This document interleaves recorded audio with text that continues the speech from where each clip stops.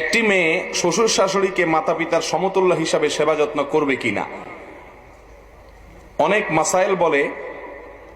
মাসাইল বলে শ্বশুর শাশুড়িকে খেদমত করার দায়িত্ব ছেলেদের। প্রত্যেকে যার মা বাবার খেদমত করবে, এটা হলো মূল কথা। ছেলে তার মা বাবার খেদমত করবে, মেয়েও তার মা বাবার খেদমত করবে। ভাই, শ্বশুর শাশুড়ির খেদমত মহিলারা করবে কিনা, এটা নিয়ে এখন ফতুয়ার শেষ নাই। মহিলারা চায় হুজুর আমাদের পক্ষে একটু ফতুয়া দেখ, আমরা একটু জানবাসি।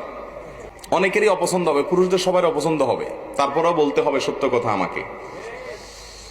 মা বাবার খেদমত সন্তানের দায়িত্ব।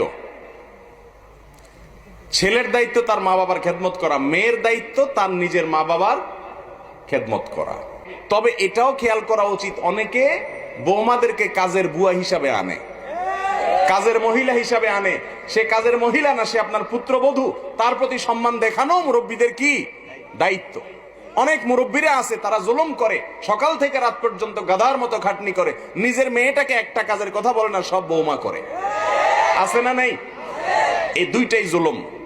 বৌমারে কাজের বুয়ার মতো ব্যবহার করে নিজের মেয়েকে রানীর মতো বসায় রাখা, সেটাও কি আল্লাহর কাছে বৌমা যেরকম দাঁড়াইতে হবে, শ্বশুর শাশুড়িকেও দাঁড়াইতে কোনো সন্দেহ আছে? প্রত্যেকে যার যার হক, যার যার করণীয় কর্তব্য সঠিকভাবে আদায় করতে হবে। ডক্টর খন্দকার আব্দুল্লাহ জাহাঙ্গীর রহমাহুল্লাহ একটা কথা বলতেন, আমরা মাশাআল্লাহ অধিকার সচেতন, কর্তব্য সচেতন না।